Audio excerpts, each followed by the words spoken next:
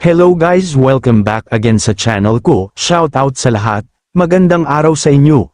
Huwag na natin patagalin, pag-usapan na natin. Sa isang live vlog ni Medeth, nagkaroon ng isang sandali na medyo naging personal at emosyonal ang usapan niya kasama ang kanyang community. Habang nagla-live siya, may isang viewer na biglang nagtanong kung sino daw ba ang ka-video call niya sa oras na yun. Hindi naman nag-alinlangan si Medeth na sagutin ang tanong, sa halip, agad niya itong ipinakilala ng may ngiti at halatang proud siya, si Tita Mila.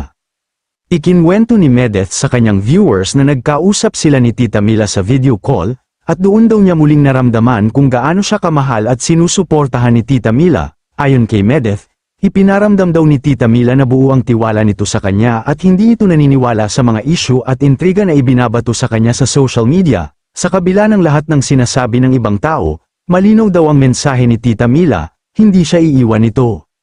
Dagdag pa ni Medeth, proud siya na ipakita sa kanyang community ang suportang natatanggap niya. Ipinahayag pa niya na hindi raw siya pababayaan ni Tita Mila at hindi rin siya basta-basta mawawala o maaagaw ng ibang tao. Para kay Medeth, malaking bagay ang ganoong klaseng suporta lalo na sa gitna ng mga kontrobersya at usap-usapan online.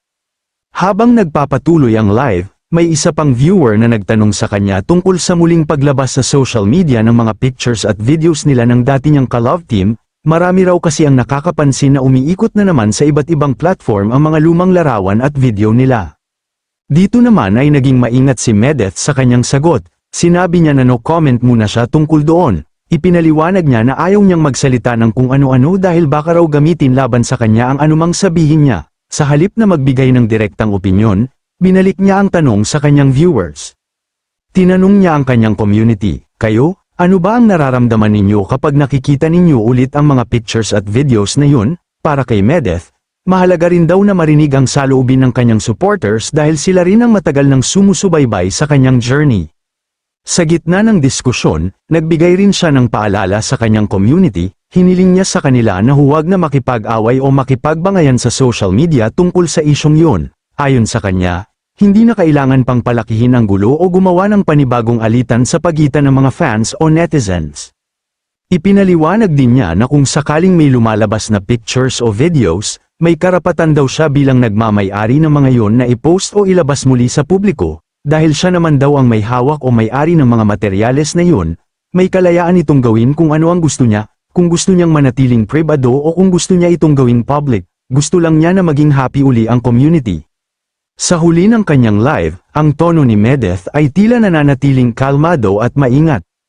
Bagamat may mga isyu at tanong na ibinabato sa kanya, pinili niyang manatiling neutral sa ilang bagay at iwasan ang anumang pahayag na maaaring magpalala pa ng sitwasyon. Ang mas mahalaga para sa kanya sa sandaling iyon ay ang ipakita ang suporta ng mga taong malapit sa kanya, tulad ni Tita Mila, at grateful siya sa lahat na nagmamahal sa kanya. Iba-iba man daw na pagmamahal ang ipinapakita ng mga mommies and tites, ang pagsuporta, at pagmamahal, financially, morally at emotionally at hanggang sa pagpapanatili ng kapayapaan sa loob ng community. Hanggang sa muli po nating vlog. Maraming salamat po sa inyong lahat.